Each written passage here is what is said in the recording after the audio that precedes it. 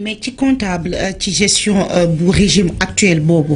Est-ce que bilan bi monsieur Sambata Sarr mën nañ cee génn ki nga xamante ne moom moo di Ousmane Sonko parce que wax na ko tout à l'heure que ni Bassirou Diomaye Diakhar Faye laata muy agsi tey ci li nga xamante ne moom moo di boppu nguur gi ñu ne daw na fukki at yoo xamante ni mënut a def ko président de la république moom ci fukki fan yàlla dogal ca ndogalam mu joxoñ sénégalais yi daal di koy adopté ñu jël ko campagnal ko joxel ko caution defal ko lépp votel ko teg ko ci li nga xamante ne moo di boppu réew mi ci premier tour ak 54%. léegi nag rupture bi nga xamante ne moom lañ jaayoon sénégalais yi ba yegg si Ousmane Sonko nekkoon li nga xamante ni moom moo di njiital gouvernement bi mu def ci ñaari at ak lu toftal weer bëgg a jàppoon ñaari weer am bilan bu am solo boo xamante ne amal na ko ci ca ba mu nekkee foofee ci primature.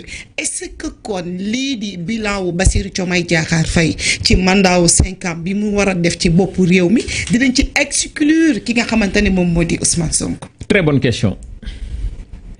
Il y a une légitimité institutionnelle. Oui. Moi, le président de la République, gardien de la Constitution, chef suprême des armées et de la magistrature, clé de voûte de toutes les institutions, c'est lui qui nomme les emplois civils et militaires. C'est lui le gardien des arts et des lettres. Ça, ce sont ses pouvoirs qui lui sont conférés. Moi, je crois son excellence. Lolo, mon légitimité institutionnelle. Oui. Mais cette légitimité institutionnelle, dafa am ko am légitimité populaire, am légitimité charismatique. Kooku mu ngi tudd Ousmane Sonko, kooku mooy président parti Pastef. Kooku moo ko joxoñ. Ça veut dire que ni légitimité ki am légitimité populaire ak légitimité charismatique boobu su ko joxoñul woon moom du am cette légitimité institutionnelle. On est d'accord? Oui. Kooku c'est pour camper le débat. Tey jii kon bu fekkee ni yooyu taxaw na te mu leer ñu ni tey légitimité institutionnelle boobu ki nga xamante ni moom moo koy incarné mu ngi tudd son excellence Bassirou Diomaye Diakhar Faye. Mais bu ñu fàttee ni cette légitimité populaire et charismatique ki koy incarné dëggantaan di ko doxal di ko jëmmal. C'est le président de Pastef à travers Ousmane Sonko. Léegi nag bu fekkee ni loolu am na. mu ñëw def ko premier ministre chef de gouvernement. En 2 ans et demi. ñu fekk fi un pays, j'utilise encore le mot, un pays en ruine. ba li fiy jaar xam naa dinañ ci kanam.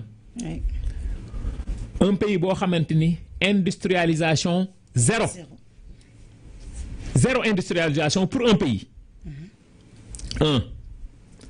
Deuxièmement ñu ni économie dafa am lu koy xëcc. Soit day nekk secteur primaire, secondaire ou le tertiaire. ñu ne ñett yi ban mooy xëcc croissance Sénégal ñu ne tertiaire bi la ñu ne tertiaire bi mooy ñan. ci ñi may seetaan mooy banques yi assurance yi ak multinationales yi nga xam ñoo fi ay usine or usine ciment usine zircon yeeg ñoom seen. yooyu ñooy secteur tertiaire yi. ñu ne ñooy tirer croissance Sénégal ba combien gars yi ni 66%. maanaam téeméer boo jël. juróom benn fukk ak juróom benn yi ñoom ñoo ko téye genn ñoom ñëpp ñu nekk ci secteur boobu nga defal leen exonération fiscale et douanière maanaam ñooñu du ñu fay l'impôt du ñu fay douane. te ñooy tirer croissance Sénégal. yow ñu nekk sa réew muy secteur primaire muy mbay mi càmm gi napp gi élevage bi croissance Sénégal mu ngi koy tirer que de 16%. téeméer boo jën fukk ak juróom benn la. kon am nañu croissance mais croissance bi kenn lekkewu ko Sénégal bitim réew lañ koy yóbbu réew moomu la ñu doon ba tey. boo génnee douane génne l'impôt génne port génne peut-être le secteur mine pétrole si yeneen secteurs yi nga xam ne ñoom ñoo fi dugal comme bëreetul. mu nekk chef du gouvernement le président de la République moom mooy déterminer la politique de la nation. Mais qui peut exécuter chez le chef du gouvernement, comme Ousmane Sonko. Si ça marche, c'est lui. Si ça ne marche pas, c'est lui. Nous avons fait gouvernement 2 ans et demi. Aduna wërngël këpp nekk ci crise ñëpp xam nañ ko. Sunu réew amul lenn lu muy transformer, amul lenn lu muy industrialiser, multinationales yi nga defal leen exonération fiscale et douanière.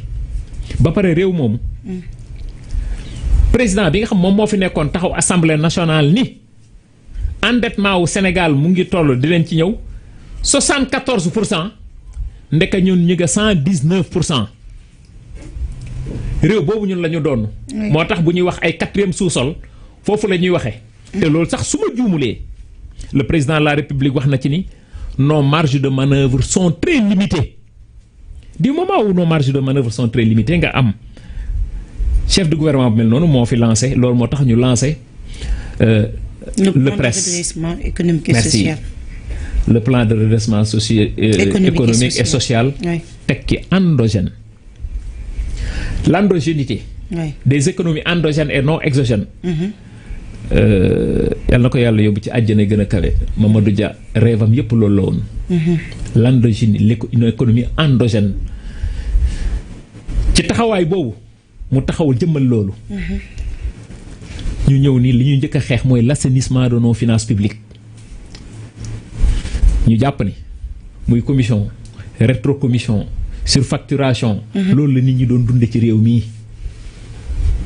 ay gré à gré loolu daf fiy jeex ku ko fi def kaso ga jëm. dañ lay dàq wallaahi ñu jël teg ko fi loolu féete côté.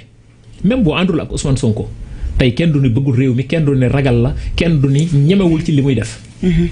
kon bu fekkee ni loolu yëpp tey am na.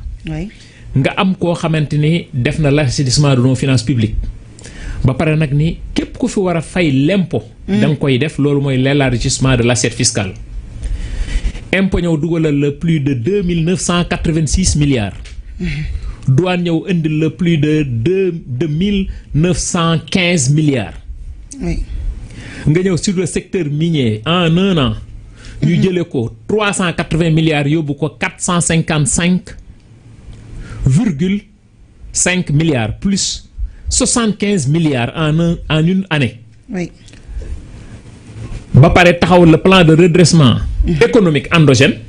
ndax ñun dañoo yàgg gëm ni un programme basé sur la mendicité internationale est voué à l'échec. Nous ne quémandons rien, nous ne devons pas quémander à la face du monde parce que nous avons tout ce qu'il faut pour développer un pays. Donc le Sénégal aujourd'hui n'a jamais eu un problème de ressources naturelles. Le Sénégal n'a jamais eu des problèmes de ressources humaines. Foo dem fekk leen ci àdduna ñu frankulaayu fa. Kon bu ñu demee ba bokk parmi les 25 les plus pauvres, les plus endettés, les plus corrompus, cela veut dire que c'est le management. Suñu nee management nag ça fait allusion à un problème de casting, de coaching et de monitoring. Kon bu fekkee ni yooyu yëpp tey amee na. daje nga am benn chef de gouvernement bu la yore réew bu mel noonu. crise bii am tey jii. si Moyen-Orient. àdduna même les pays industrialisés dañoo yokk seen essence dañoo yokk seen gasoil seen courant kenn waxaale wu ko leneen am na pays yoo xam ne doo ko sax gis nag faf ñu wàññi essence wàññi gasoil te buñ ko wàññiwul woon xam nga lu muy représenté 136 milliards yoo xamante dafa waroon a dugg ci gafaka réew mi ñu jël ko delloowaat ko askan bi. denrées premières nécessités yi ñu wàññi ko liñ ci wàññi. chaque année mu ngi doon représenter presque 380 milliards de nos francs CFA. muy ceeb diwlin Sonacos dafa tëjoon amul woon. ñu ñëw ubbi ko tey jii boutique yi foo dugg tey gis diwlinu Sonacos ba pare recruter waat plus de 2000 et quelques personnes. enseignement plus de 2000 et quelques enseignants ñu recruter leen. teewul loolu yépp laa wax ñu fekk fi des programmes. loo xamante ni jàpp nañu ni def nañ ko fi comme bilan matériel ki fi jóge mais bilan matériel boobu ñii ñooy kon ne di ko fay muy autopont yii di BRT bii di TER bii di stade yii di arena yii liñ fi gis nii yépp comme bilan matériel dañuy continuer ñun di ko fay parce que xam nañ ni état continuité la eurobonds yi ñu fi jot a jël yépp dañ koy fay loolu yépp dañ koy fay état ba fu mat 2 ans et 2 mois yii mosuñu fee am défaut de paiement ba barki démb ndeysaan gouvernement bu bees bi sax bi ñu ko installé defagul 48 heures fay nañu 56 milliards 56 milliards sax am nañu ko tàmbale woon féetale ñii ni c'est bien ça gars yi toog nañ ba fay 56 milliards. cela veut dire que ñun la ñu waroon a def nañ ko en 2 ans 2 mois am na réew yoo xam ne doon ñu woon sax gis carburant. ba fu ma toog di wax ak yow nii nous avons tout maintenu. Ousmane Sonko gis nga ko dem na assemblée nationale ni ministre de l'économie et des finances ak ñeneen ñëw nañu sax pour wax ko ni dañoo war a yokk dañoo war a dellu yokkaat carburant bi parce que mënatuñu mu ni la xam leen nu ngeen di def. yéen a xool nu ngeen koy lijjantee mais yokk bi moom population bi duñ ko subir. et c'est ce qu'il a fait. bu fekkee ni nag loolu am na tey défaut de paiement. mësu fee am ñi ñu ameel bor ñu ngi leen di fay seeni bor lan moo tax ñun ñu war a toog ñun ba ay FMI. wala yeneen institution di ñu wax ñun ni ñu war a doxalee suñu réew képp ku ko nangu c'est parce que tu es un complexé. te ci moment boobu yëpp FMI ak banque mondiale ñoo ngi banque seen loxo. 2 ans dërëmu FMI dugg fi. te ñun ñu ngi lijjanti suñu bopp. te lii yëpp am na fi kon ñii prouesse yi ñu def. ku leen gërëmul santoo leen yow lan nga war a taxawee taxawaay ci penc mi léegi nag dañuy comprendre. xam ni effectivement il y a des intérêts menacés. et ces intérêts menacés là mooy ñi nga xamante ne ñoo gën a dëng garabu yoo ñi nga xam ne jubuñu doxuñu ci njubte te doxuñu ci lépp loo xamante ne dafay yóbbu askan wi kanam. li leen gën a soxal rek mooy seen intérêt bopp ñun nag nekkuñu ci registre boobu. xam nga ku nekk ak sa registre. ñun nekkuñu registre boobu. sunu registre mooy dañuy ñaan yàlla servir sunu nation. xam nga taxawaay moom mu ngi dépendre rek ci nit ci taxawaay bi nga xamante ne moom nga jàpp ni bëgg nga ko doxee pour sa réew. ñun nous voulons une gestion transparente moo tax Ousmane Sonko bu noppee ñu ne la moo tax mu noppi su waxee ñu koy wër buñ koy wër duñ ko gis. buñ ko bëggee gis fekk dépassé na leen. ci loolu laay waxee sama fameuse phrase boobu nii. quand il se tait ils ont peur. quand il parle il le cherche. quand il le cherche il ne le retrouve pas. quand il veut le retrouver il est déjà loin. ça c'est la dimension politique de l'homme. cela veut dire que ni ki ko mën ak ki koy jéem du benn. xam nga fii de 60 à nos jours amul façon njiit politique bu ñu fi gisul. mais la différence de l'élite politique ñi fi nekkoon de 60 à nos jours. la différence c'est le courage politique. ñii tey courage politique bi ñu am. ba bu France bëggee jël benn décision ñu ne ko hé ñun décision bi ngay jël yow la concerné ñun concerné wuñu ñun dañ jël suñu destin en main. loolu moo tax barkaat démb bi ñu ko gisee ci chaîne bu mag boobu nga xamante ni moom la ñuy seetaan ci àdduna bi ñi koy seetaan bari trop. mu ñëw taxaw ni ñun li ñu gëm c'est une souveraineté li ñu gëm mooy suñu bopp d'abord. xam nga loolu nag bu fekkee ni dañuy nekk ci pénc mi. yow ngay jullit nga xam ne yow bi nga juddoo. bala ngay bokk ci benn parti politique parce que yow yaa ngi doog a ñëw ci àdduna. yow dañu nodd fii liqaam fii rayal la xar jox la tur. loolu mooy jullit bi. bu fekkee chrétien bi dañ lay baptiser du dëgg. te ñaari diine yi yépp ci taxawaay amul kenn koo xam ne rafetlu nga taxawaayu borom ñaari tur yi. man damay am problème sax pour tudd turam tur bi mooy borom ñaari tur yi. comprendre nga. léegi yow nga am premier ministre bu ni man bii mooy sama waxuma proposition de loi projet de loi man maa koy porteel sama bopp man gouvernement. indi ko assemblée ñu voteel ma ko ma jëmmal ko taxawal ko. dégg nga ma bu baax. ñi nga xam ni dañoo jàppe seen bopp gendarme du monde nga xam ni ñoom ñooy lépp àdduna bokk ci ñun genn wàll gi dañoo bokk ci ñooñu. ni bu dee loolu la ñun sunuy koom duñ ko dugal ci réewum Sénégal mu ni bu dee koom boobu la. téye leen ko ñun soxlawuñ ko. parce que moom avant muy bokk ci parti politique ak ñu mel ni ñun avant ñuy bokk ci parti politique dañoo am ngëm-ngëm la foi d'abord de l'être humain doomu aadama bi ngëm-ngëmam gis nga pas-pas dafa am solo trop ci doomu aadama kon bu fekkee ne ñun dañoo am pas-pas boobu dañ leen di wax ne ñun xaalis boobu ñun soxlawuñu ko parce que ci penc mi la ñu teg débat bi mu porteel ko boppam ni loolu amul. ci religion révélée yi ci diggante diine chrétienne ak diine l'islam bu ko nangu. loolu c'est clair c'est limpide. léegi nag da nga ciy gis nit ñoo xamante ni ci penc bi lañ nekk ni sax ci société civile bi la ñu bokk ñu ñëw laaj leen ci penc mi li leen wax leen ñu ne loolu moom du ma ci wax. te ñooñee bokk ci société civile ba pare di ko jiital. waaw am nañ ci ay financement yoo xamante ne fa mu jógee daanaka loolu la ñuy jëmmal. waaw moo tax sama commencement wax sànq ma ni la. ba Ousmane Sonko ne ñoom sax seeni financement dinañ ko leeral. dañoo braqué wu jàkkaarloog Ousmane Sonko. loolu benn la ci. ñaar bu fekkee ni yow da nga bokk ci ñaari yi yëpp mu ngay jëre ci chrétien ou bien ci diine l'islam ba pare nga bokk ci société civile ñun la waxal ak sa foi fu mu mënti toll yow nga ne yow doo ci wax. loolu sa responsabilité la jëlal. mais sénégalais yi ubbi nañ seeni bët ubbi seeni nopp. parce que gor ñi xam lan lañ yor. xelu gar mi bëti gar mi noppi gar mi. xam nañ ki ko mën ak ki koy jéem. te marto yi ñu doon dóore fii ci réew mi marto yooyu moo amatul kuñ koy dóor ci sunu leader ñun Ousmane Sonko kenn du ko chantage te chantage du marché ak moom gis nga wax ni man du ma chanter. parce que xaw ma chantage du wax. da nga koy jëmmal waaw dama la waaw da nga koy jëfee. man dama naan bu ma kenn juger samay wax nañ ma juger ci samay jëf.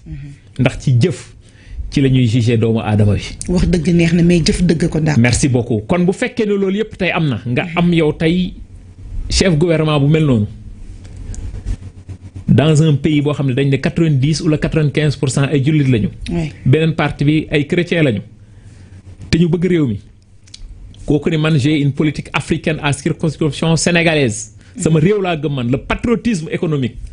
patriotisme chevillé au corps de la tête jusqu'au bout de nos ongles. nga gëm ko di ko doxee di ko waxee.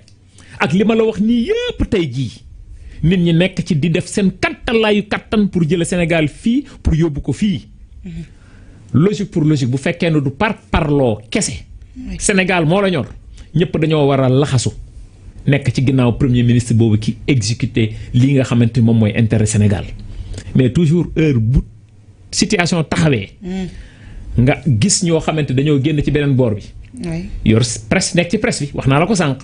am na ñoo xam ne sax dañuy jël kàddu mel ni kuy jox ay leçon de morale naan boo leen gisee ñu guux seeni lex aju comme njugub ku mu neex ku mu naqari. en 2026 kuñ ne la woon les partis politiques classiques au Sénégal dinañu dee doo ko gëm.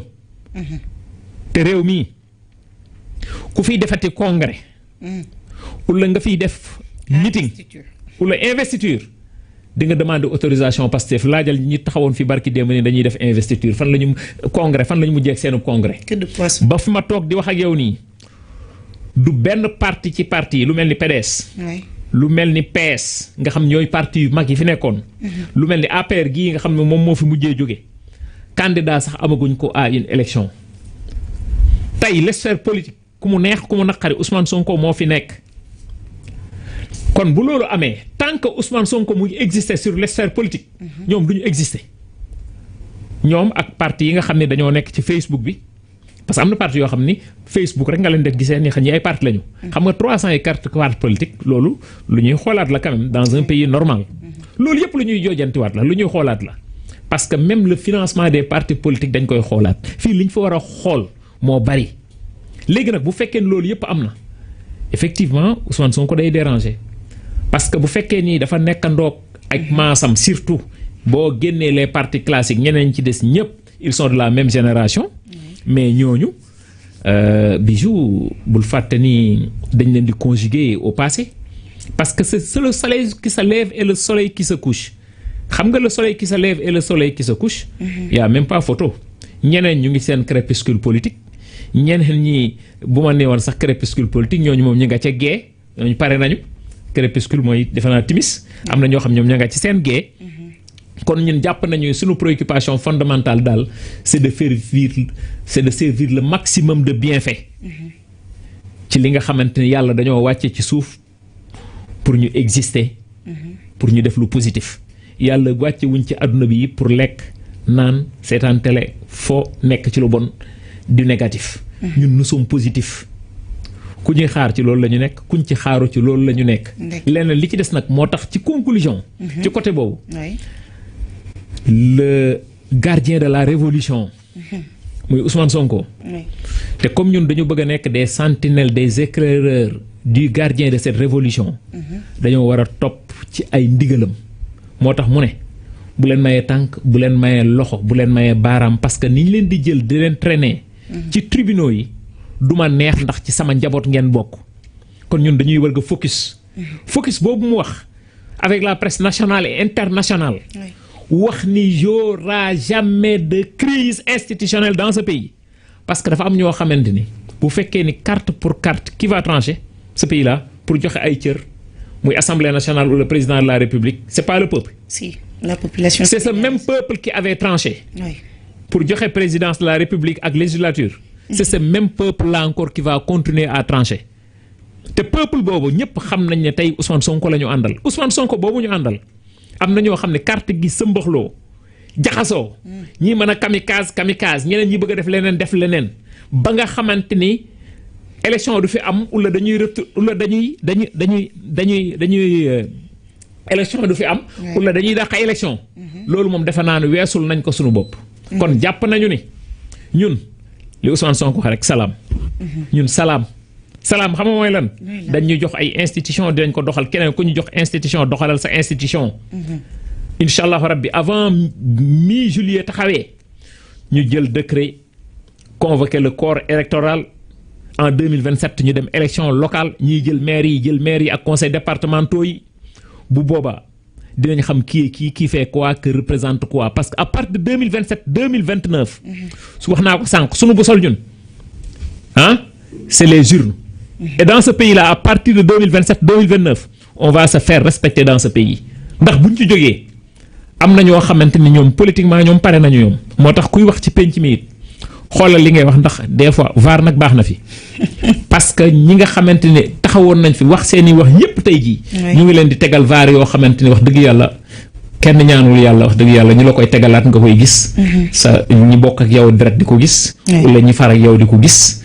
cela veut dire que ni nit moom da nga am loo xamante da nga ko war a xool ci li ngay def. diw ngeen di dem yàlla moo koy def ci jaam. diw la ñuy teeru tey yàlla moo koy def ci jaam soo nee nag sunu borom lu toll ni trafatal ay ni ci pouvoir am ak puissance am moo la ko jox. nga ne ko non man je ne suis pas d'accord bëgg a nekk ci réew mi. am na Sonko mal loo xam ne dañ koy joxe ay kii la siro la gratuitement lañ koy joxe. dañ la koy jox. nga allégé ko loolu cardiologue yi moom baye boo ñu xam ne dinañu am liggéey bu rëy diggante 2027 ak 2029. ku mënta xaar loolu te mënoo muñ nag mënoo absorber Sonko mal boobu. baye boo nga jël réew mi xool beneen réew boo mën a dem ndax lii la yàlla def tey te ñi doon bañ. pour mu nekk candidat. def nañu investiture c'est le président aujourd'hui du parti PASTEF. Les patriotes. Et il sera notre candidat en 2029. Et le grand soir en 2029, il sera le président de la République de ce pays. Et il sera le président le mieux entouré. Parce que toutes les feuilles mortes, yi nga xam ne jàppoon nañu ni ci ñun la ñu bokk li ñu gëmoon mooy projet bi. Le don de soi pour la patrie. ndeke ñoo am na leneen lu ñu gëmoon lu dul le don de soi pour la patrie. te yàlla buy defar day mel ni koy yàq moo tax yàlla di ñuy xàllal yoon bi. ñaari voie rek nag moo am. Les délices du pouvoir et beneen voie bi nga xam ne il faut être endurant si tu n'es pas endurant mënoo faa jaar. si tu n'es pas cohérent mënoo bokk foofu. si tu n'as pas de l'expérience mënoo faa jaar moo tax Ousmane Sonko il assure et il rassure loolu nag bu fekkee ni jëmmal nañ ko ñun ñu gëm loolu di dox suba ngoon guddeeg bëccëg ci loolu du nit bi moo ñu intéressé li ñu intéressé mooy li nga xam ne moom lay incarné li nga xam moom lay jëmmal te ñëpp xam nañ ne tey jii ku bëgg Sénégal ku ne Ousmane Sonko ngay jàppale. ku am fit ku ne Ousmane Sonko ngay jàppale parce que waxam ak jëmmam yépp c'est uniquement pour l'intérêt exclusif du peuple sénégalais. am na solo waxam ak jëfam yépp c'est pour l'intérêt exclusif du peuple sénégalais te chemin bi nga xamante ni jël na ko il faut que nga endurant pour mën cee taxaw te endurance boobu li la koy may cohérence ci lay bokk justesse ci lay bokk waaye également